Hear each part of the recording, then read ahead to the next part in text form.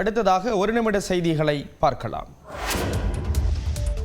அமைச்சர் உதயநிதியை துணை முதலமைச்சராக்கும் காலம் வந்துவிட்டதாக திமுக மூத்த தலைவரும் முன்னாள் மத்திய அமைச்சருமான எஸ் பழனிமாணிக்கம் தெரிவித்தார். திமுக முப்பெரும் விழாவில் பேசிய அவர், உங்களுக்கு பிறகு கட்சியை வழிநடத்த ஒருவரை அடையாளம் காட்டுங்கள் என மு.க. ஸ்டாலினிடம் கோரிக்கை வைத்தார்.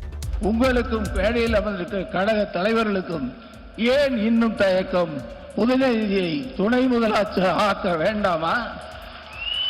பேராசிரியரை விட பெரிய மனிதர்கள் நாங்கள் யாரும் இங்கே இல்லை. பேராசிரியர் தலைவர் தளபதி அவர்களை எவ்வளவு பெரிய மனத்தோடு துணை முதலமைச்சராக ஏற்றுக்கொண்டார்கள். நாங்கள் ஏற்றுக்கொள்வோம். காலத்தாத்தார்கள். நன்றி, வணக்கம். முன்னதாக திமுக முப்பெரும் விழாவில் விருது வழங்கப்பட்டவர்களுக்கான அறிமுக உரையை அமைச்சரும் திமுக இளைஞரணி செயலாளருமான உதயநிதி ஸ்டாலின் வழங்கினார். மகாவிஷ்ணு சர்ச்சை விவகாரம் எதிரொலியாக சென்னை மாவட்ட முதன்மை கல்வி அலுவலர் மார்ஸ் பணியிட மாற்றம் செய்யப்பட்டுள்ளார். சென்னை அரசு பள்ளிகளில் பிற்போக்குத்தனமாக பேசியதால் சர்ச்சையில் சிக்கிய மகாவிஷ்ணு மாற்றுத்திறனாளிகளை அவமதித்த வழக்கில் கைது செய்யப்பட்டார். அவரை 3 நாட்கள் காவலில் எடுத்து விசாரித்த காவல்துறையினர் திருப்பூருக்கு அழைத்துச் சென்று விசாரணை நடத்தினர். தொடர்ந்து வரும் 20ஆம் தேதி வரை அவருக்கு நீதிமன்ற காவல் விதிக்கப்பட்டுள்ளது. இந்நிலையில் பள்ளிக்கல்வி இயக்குநர் கண்ணப்பன் விசாரணை அறிக்கையின் அடிப்படையில் சென்னை மாவட்ட முதன்மை கல்வி அலுவலர் மார்ஸ் பணியிட மாற்றம் செய்யப்பட்டுள்ளார். தஞ்சாவூர் சரபோஜி நூலகத்திற்கு அவர் இடமாற்றம் செய்யப்பட்டுள்ளார். தமிழ்நாடு பெற்றோர் ஆசிரியர் கழக செயலாளர் ஏஞ்சலோ இருதயசாமியிடம் சென்னை மாவட்ட முதன்மை கல்வி அலுவலர் பொறுப்பு கூடுதலாக வழங்கப்பட்டுள்ளது. மகாவிஷ்ணு 13 பள்ளிகளில் பேச பள்ளி கல்வித்துறை சார்பில் வாட்ஸ்அப் குரூப் உருவாக்கப்பட்டிருந்ததும் தெரியவந்துள்ளது. அதன் அடிப்படையிலும் நடவடிக்கை மேற்கொள்ளப்பட்டுள்ளது.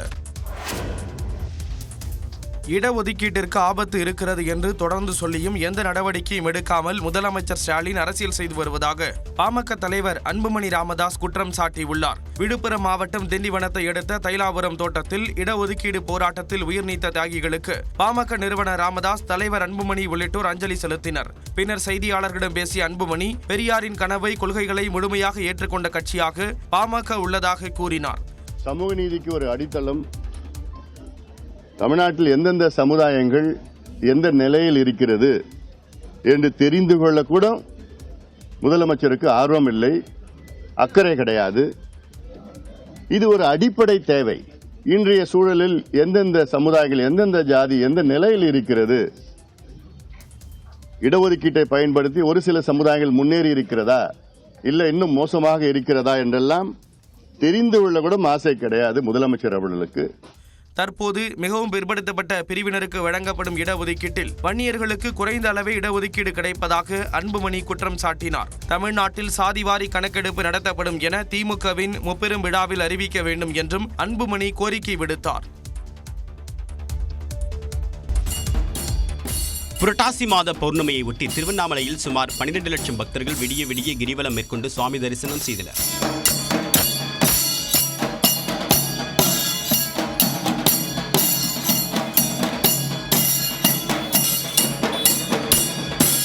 அக்னித்தலமாக விளங்கக்கூடிய அண்ணாமலையார் கோவிலில் பௌர்ணமி நாளன்று கிரிவலம் சென்று வழிபடுவது கூடுதல் சிறப்பாக பார்க்கப்படுகிறது. அந்த வகையில் பௌர்ணமியை ஒட்டி லட்சக்கணக்கான பக்தர்கள் விடிய விடிய கிரிவல பாதையை சுற்றி வந்தனர். மேலும் அதிகாலை முதலே நீண்ட வரிசையில் காத்திருந்து சுவாமி தரிசனம் செய்தனர். விடுமுறை நாள் என்பதால் வழக்கத்தை விட கூட்டம் அதிகரித்து காணப்பட்டது. கோவில் நிர்வாகம் மற்றும் ஆன்மீக அமைப்புகள் சார்பில் பக்தர்களுக்கு அன்னதானம் வழங்கப்பட்டது. குடிநீர் உள்ளிட்ட அடிப்படை வசதிகள் மாவட்ட நிர்வாகத்தினர் ஏற்பாடு செய்திருந்தனர். பாதுகாப்பு சூப்பர் சார், அன்னதானம் சூப்பர், எல்லாம் அனைத்து வசதிகளும் சூப்பர் சார். பக்தர்களின் வசதிக்காக 1500 சிறப்பு பேருந்துகள் மற்றும் சிறப்பு ரயில்கள் இயக்கப்பட்டன. சுட்டெரித்த வேலையும் பொருட்படுத்தாமல் கிரிவலம் வந்த பக்தர்கள் சுடர் வடிவான அண்ணாமலையை வழிபட்டனர். தஞ்சாவூரில் வகுப்பறையில் பாடம் நடத்தி கொண்டிருந்த ஆசிரியர் திடீரென்று மயங்கி விழுந்து உயிரிழந்த சம்பவம் சோகத்தை ஏற்படுத்தியுள்ளது. நெல்லை மாவட்டத்தை சேர்ந்த செல்லதுரை என்பவர் தஞ்சாவூர் மாவட்டம் பட்டுக்கோட்டை அரசு பெண்கள் மேல்நிலைப் பள்ளியில் சமூக அறிவியல் ஆசிரியராக பணிபுரிந்து வந்தார்.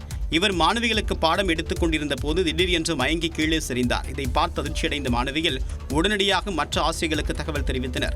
அவர்கள் ஆசிரியர் செல்லதுரையை மருத்துவமனைக்கு அழைத்து சென்றனர். ஆனால் அவர் ஏற்கனவே உயிரிழந்து விட்டதாக மருத்துவர்கள் தெரிவித்தால் தகவல் அறிந்த மாணவிகள் கண்ணீர் விட்டு கதறி அழுதனர். தொடர்ந்து மருத்துவமனையில் இருந்த அவருடைய உடலுக்கு சக ஆசிரியர்களும் மாணவிகளும் மரியாதை செலுத்தினர். பிறகு அவருடைய உடல் சொந்த ஊரான நெல்லைக்கு ஆம்புலன்ஸ் மூலமாக அனுப்பி வைக்கப்பட்டது.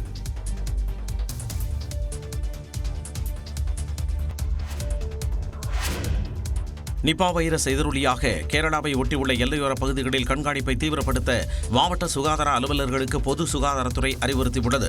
கேரளாவில் நிபா வைரஸ் காரணமாக கல்லூரி மாணவர் ஒருவர் உயிரிழந்தார். அவருடன் தொடர்பில் இருந்த 175 பேர் தனிமைப்படுத்தப்பட்டு சுகாதாரத்துறையின் கண்காணிப்பில் உள்ளனர். நிபா வைரஸ் எதிரொலியாக தமிழக பொது சுகாதாரத்துறை சார்பில் முன்னெச்சரிக்கை நடவடிக்கை முடுக்கிவிடப்பட்டுள்ளது. மாவட்ட சுகாதார அலுவலர்களுக்கு அனுப்பப்பட்டுள்ள சுற்றறிக்கையில் விழிப்புடன் இருக்குமாறும், நிபா பாதிப்பு அறிகுறிகள் தொடர்பாக தகவல் இருந்தால் உடனே தெரிவிக்குமாறும் கேட்டுக் கொள்ளப்பட்டுள்ளது. குறிப்பாக கேரளாவை ஒட்டியுள்ள நீலகிரி, கோவை, திருப்பூர், தேனி, தென்காசி மற்றும் கன்னியாகுமரி மாவட்டங்களில் அனைத்து மாவட்ட சுகாதார அதிகாரிகளும் நிபா பாதிப்புக்கான கண்காணிப்பை தீவிரப்படுத்த அறிவுறுத்தப்பட்டுள்ளனர். தேவையான பாதுகாப்பு உபகரணங்களை பயன்படுத்தி அறிகுறி உள்ள அனைத்து நபர்களையும் பரிசோதிக்க வேண்டும் என்றும், எல்லை சோதனை சாவடிகளில் 24 மணி நேரமும் சுகாதார குழுக்கள் நிறுத்தப்பட வேண்டும் என்றும் அறிவுறுத்தப்பட்டுள்ளது. கள்ளக்குறிச்சி மாவட்ட கழகத்தின் சார்பாக விசிக மது ஒழிப்பு மாநாட்டிற்கு முறையாக அழைப்பு விடுத்தால் பங்கேற்பது குறித்து கட்சி நிர்வாகிகளோடு கலந்து பேசி முடிவெடுக்கப்படும் என அதிமுக பொதுச் செயலாளர் எடப்பாடி பழனிசாமி தெரிவித்தார். கள்ளக்குறிச்சி அதிமுக அலுவலகத்தில் மாற்றுக் கட்சியைச் சேர்ந்த 100க்கும் மேற்பட்டோர் அதிமுகவில் இணையும் நிகழ்ச்சி நடைபெற்றது. அப்போது ஏராளமான பெண்கள் எடப்பாடி பழனிசாமியுடன் செல்ஃபி எடுத்து மகிழ்ந்தனர்.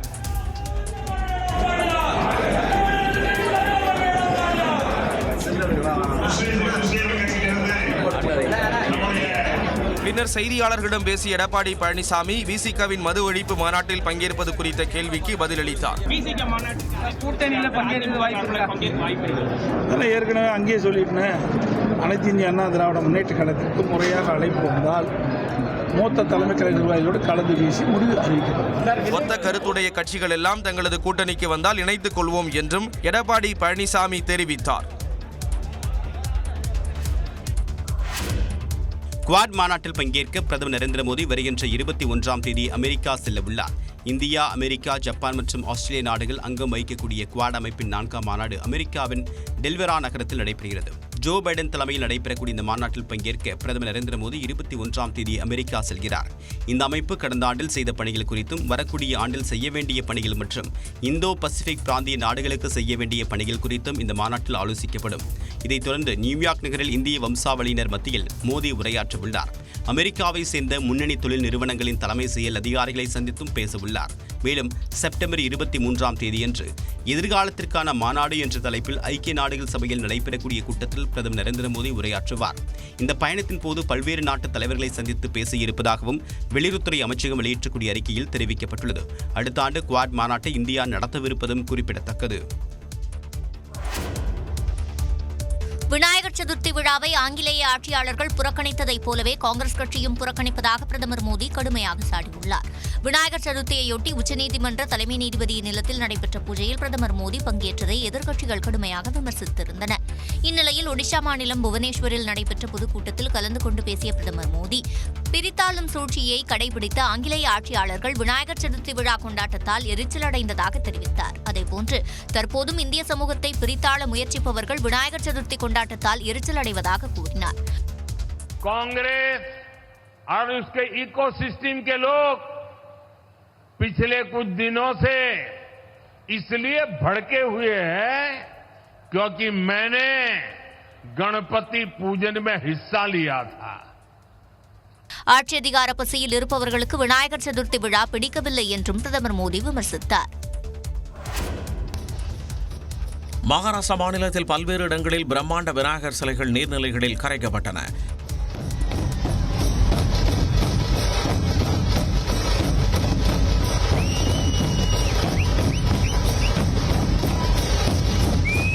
நாடு முழுவதும் கடந்த 7ஆம் தேதி தொடங்கிய விநாயகர் சதுர்த்தி விழா நேற்றுடன் முடிவடைந்தது.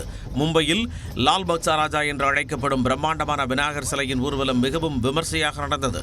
மேளதாளங்கள் முழங்க ஆயிரக்கணக்கான பக்தர்கள் புடைசூழ லால் பக்சா ராஜா விநாயகர் சிலை ஊர்வலமாக எடுத்துச் செல்லப்பட்டு கடற்கரையில் கரைக்கப்பட்டது.